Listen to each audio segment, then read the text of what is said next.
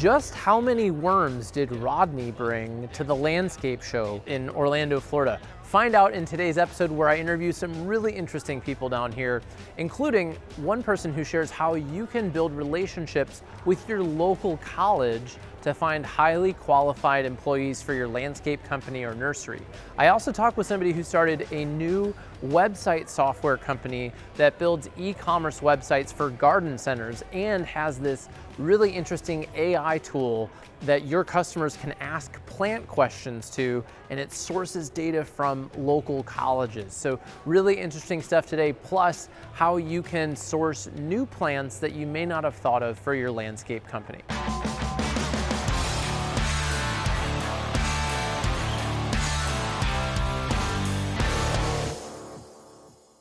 Hey everyone, Jack Jostes here, and welcome to the Landscaper's Guide podcast, where we share sales, marketing, and leadership ideas to help you grow your snow and landscape company.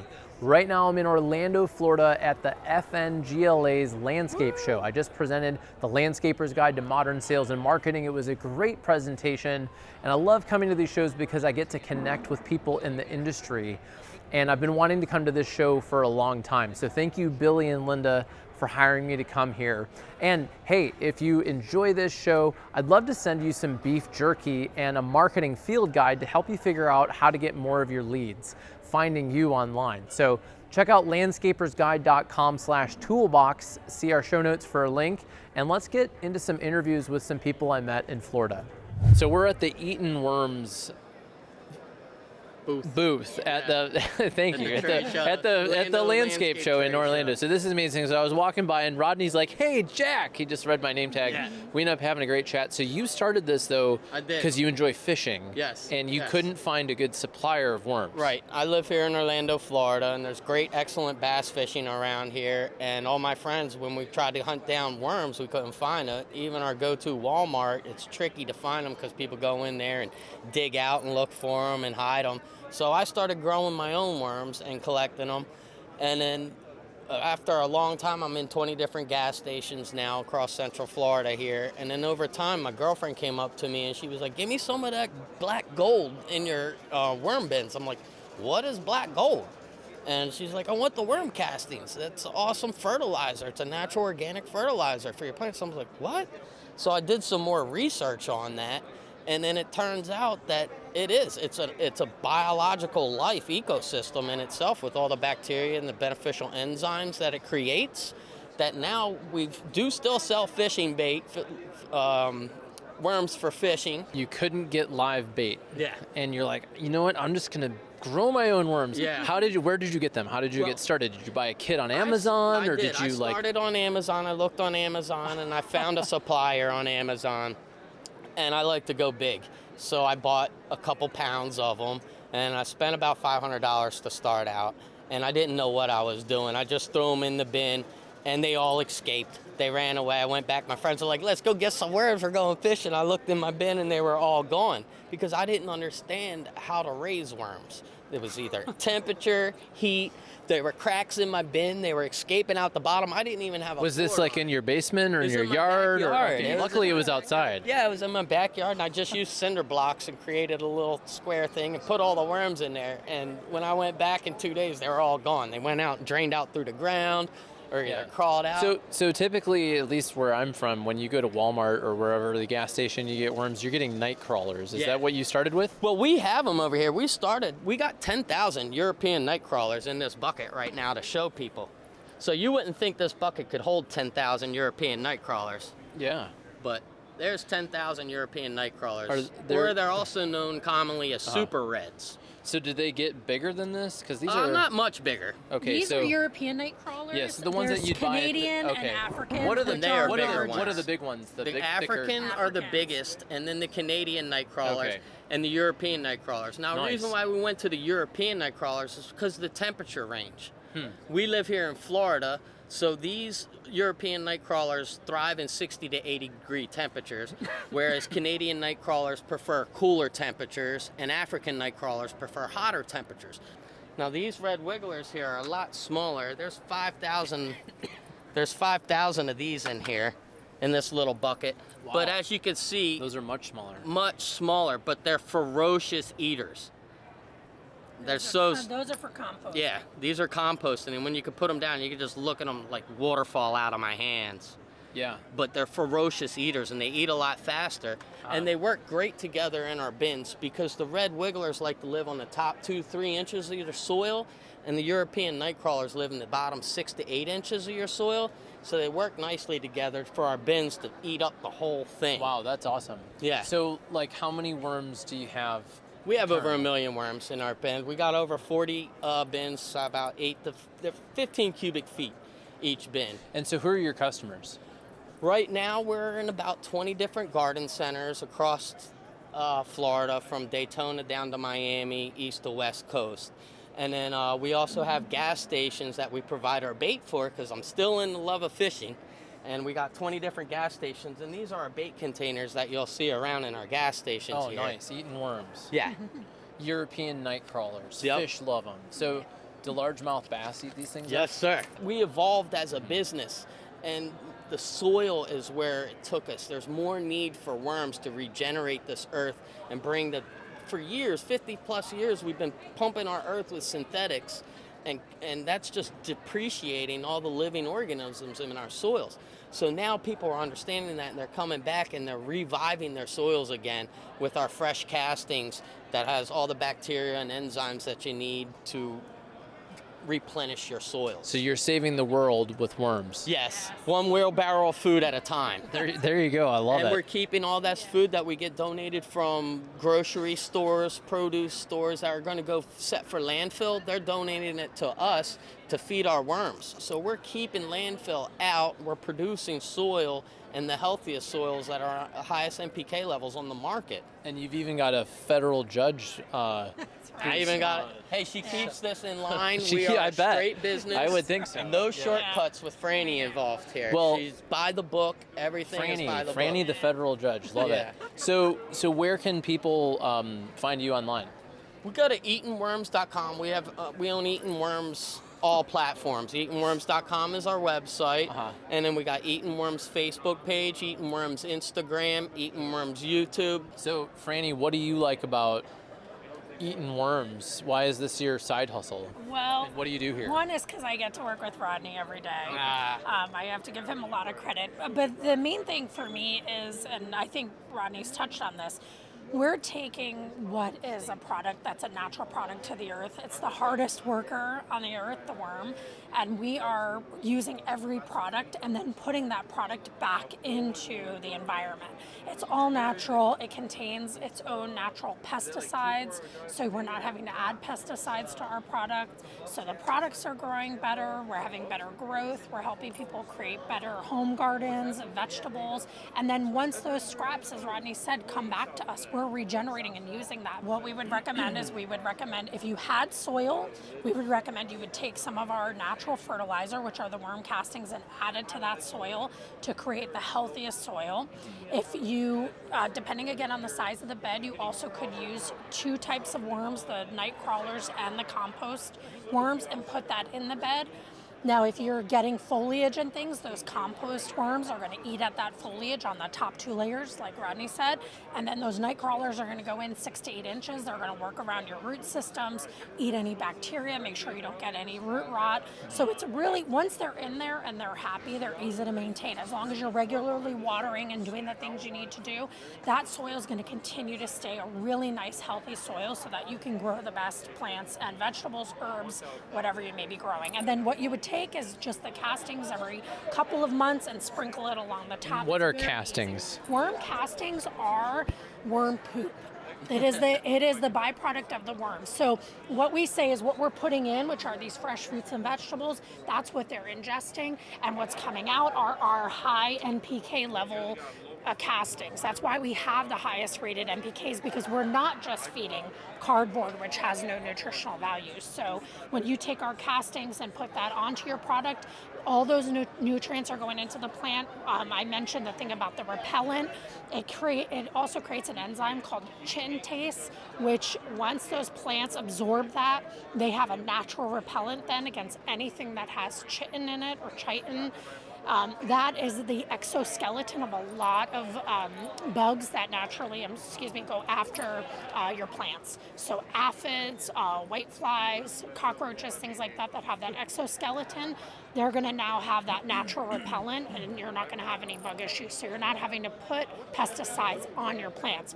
We all know pesticides, you're rinsing your fruits and vegetables constantly. You don't want that on your food. You don't have to do that with our product. Cool. Well, thanks so much for coming on the Landscaper's Guide and sharing your story. We are here with Mike Lord from Artificial Grass Warehouse, and I was walking by and your team volunteered you to be on the podcast with a sales and marketing tip, and you were about to tell me. Oh, yes. So, I handle a lot of the sales and training in the company. So one of the things that we stress to our salespeople is building rapport with our guys. So building rapport with our customers, following up with them comes next. So building the rapport, outside of the job, finding out how their family is, what they do outside of work, building a nice friendship with them, or like I said, the rapport. And then once you have it, then following up, I think, is the most important thing after that. So we always preach follow up, follow up, follow up. It doesn't do us any good to do a whole bunch of work up until the point to build the relationship, and then we never talk to them again. So I think it's really important, especially in our industry, to have that rapport, consistently following up with other companies, letting them know about the new trends that are happening in the industry, also letting them know about new products that we have coming out, things of that nature. I agree. Building rapport and following up with people are really important. What are some of the ways, once you've established that relationship, that you found that are effective for following up without being annoying? Oh. Right? Because there's the balance, right, of following up and being persistent and being helpful. Right. So what are some of the ways that you do it personally, maybe? So personally, the way we do things is, we'll follow up with them every week or two. We'll let them know about new sales and things we have going on. Not only that, but when we have other projects that come up, if we know, let's say they also do paver, let's say they also dabble a little bit in landscape, we'll refer to them. Hey, we have jobs coming in over here. Is this something you want to take a look at? So we'll refer to them to get their expertise when it comes to landscaping. Then also we follow up, via text messages, via emails, just following up to see how things are going with them, dropping by their job sites, dropping by their actual locations, bringing them turf samples, just doing anything we can to kind of make the process easy for them. Even if they don't have any projects going up, we give them a call, we let them know, hey, listen, if you have anything coming up, we're here to help out. You have any big jobs we need to get skinny on to help you out, that's something we can do too.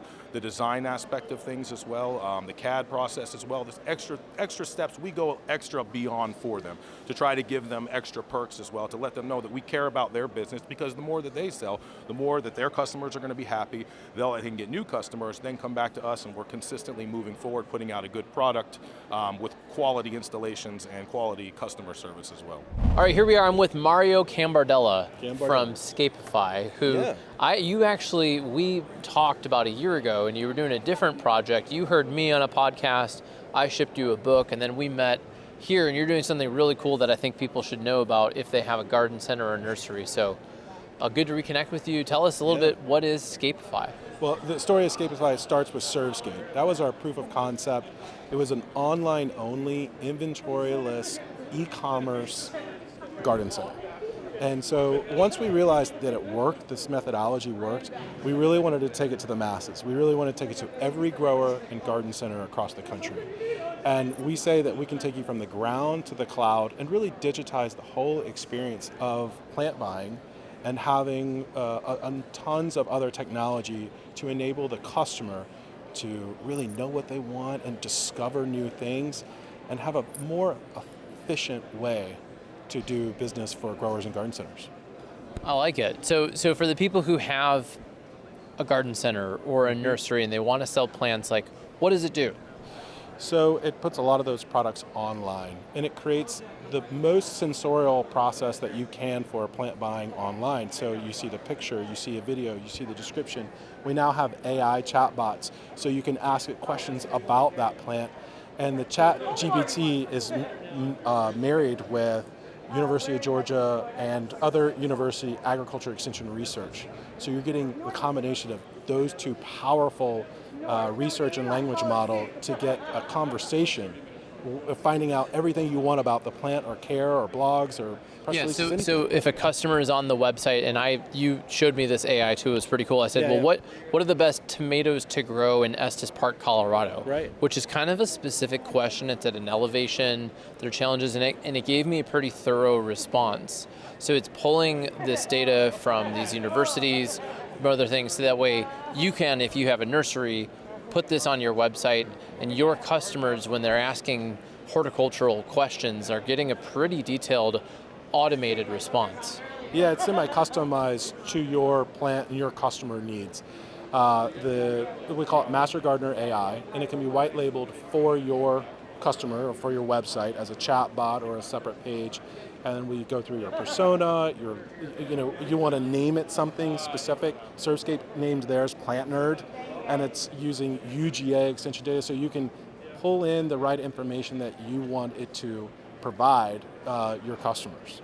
I love it. Cool. Well, so where can people learn about it? Well, Scapify.com. Everything's there, really transparent with pricing. We really want to engage with these customers of our garden centers and growers so that we can bring them from the ground to the cloud. Here we are at Walter Gardens booth with Kata Wallace. Yeah. Not Wallace.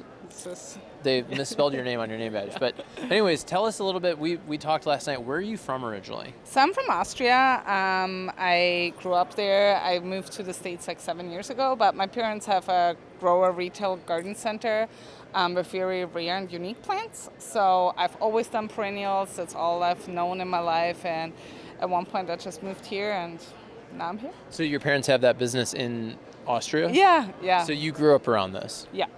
And so did you study horticulture? No, I did not. But you studied it just by growing up around it? I guess so, yeah. I actually always thought it was really boring and was always embarrassed of my parents having a garden center because it was not a cool job like my friends had. But yeah, I came around to this industry being really cool. So when did you realize that it was cool?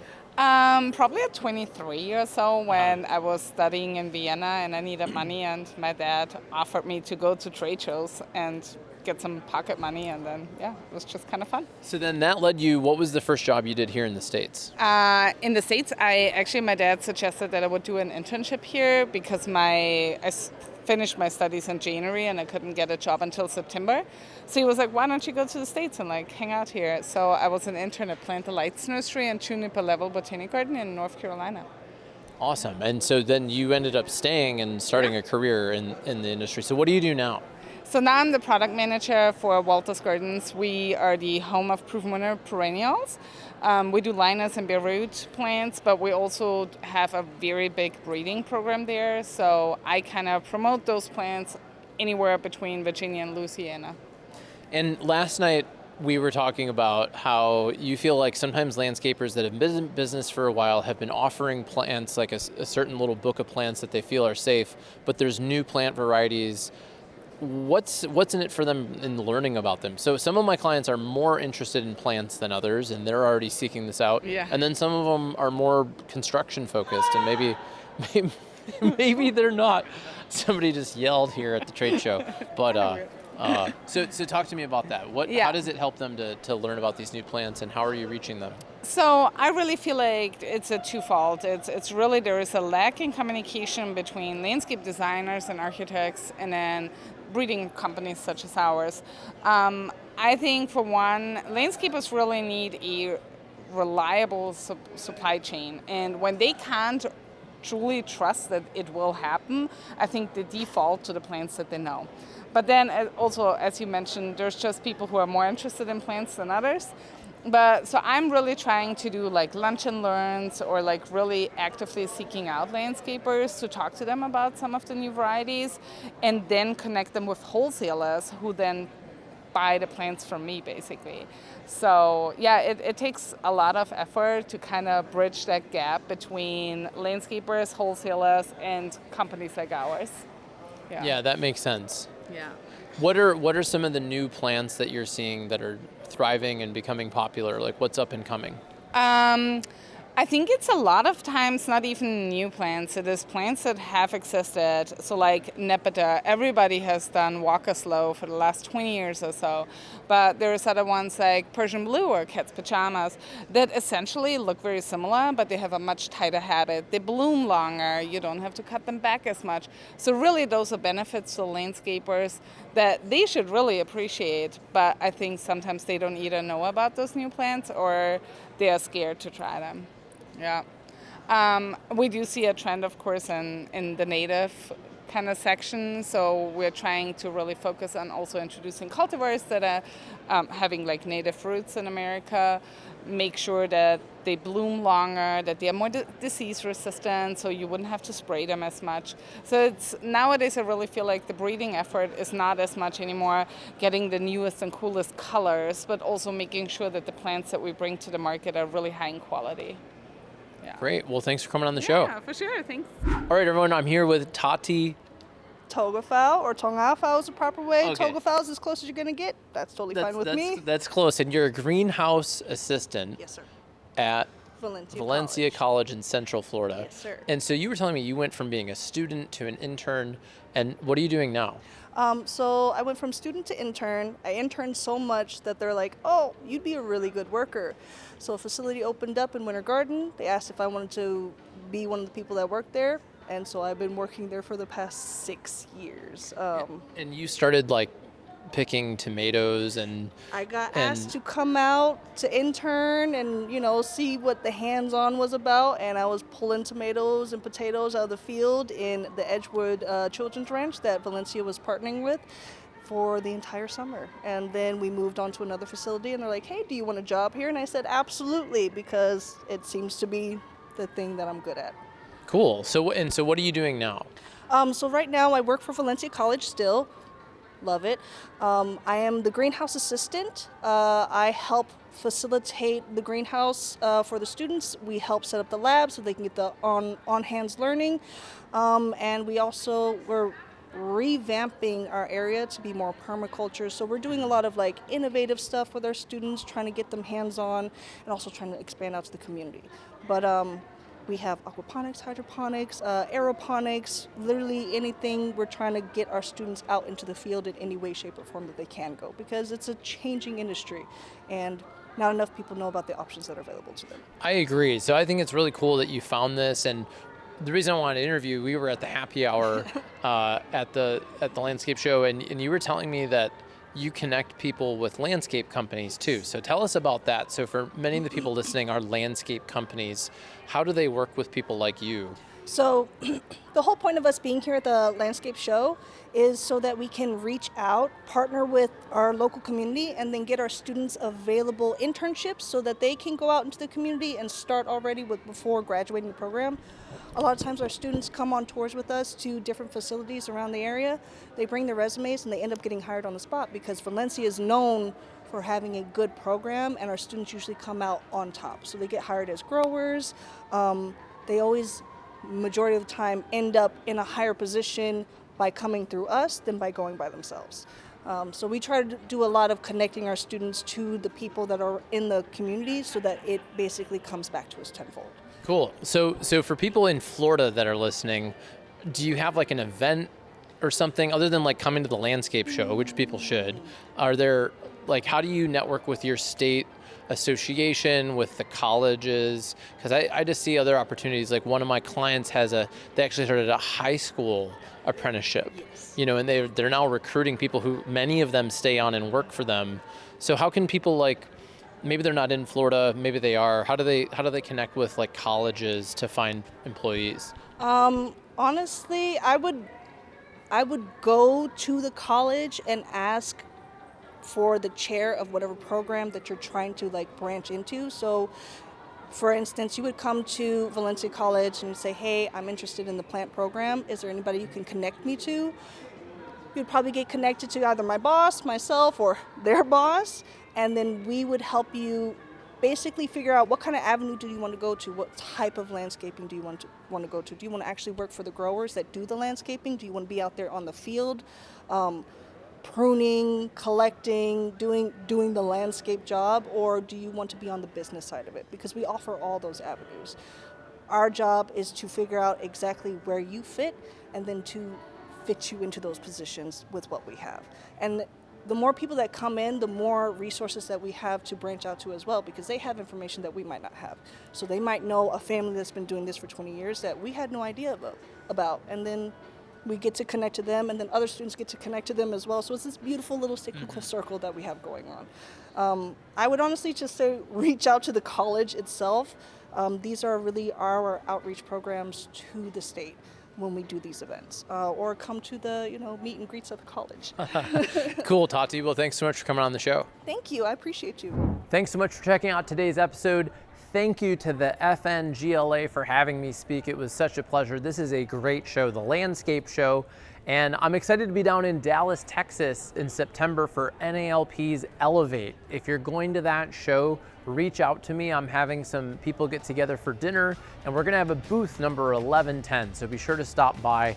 And if you haven't already claimed your Landscapers Marketing Toolbox, I'd love to send you one with a free bag of beef jerky, some helpful podcasts, and a field guide that'll help you figure out which marketing to focus on first. So claim yours at landscapersguide.com/toolbox. See our show notes for a quick link to that. My name's Jack Jostes, and I look forward to talking with you next week on the Landscaper's Guide.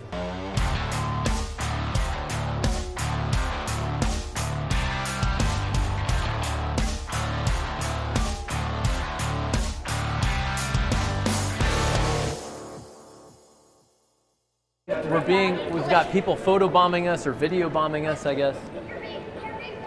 Yeah, there you go. It's a great show.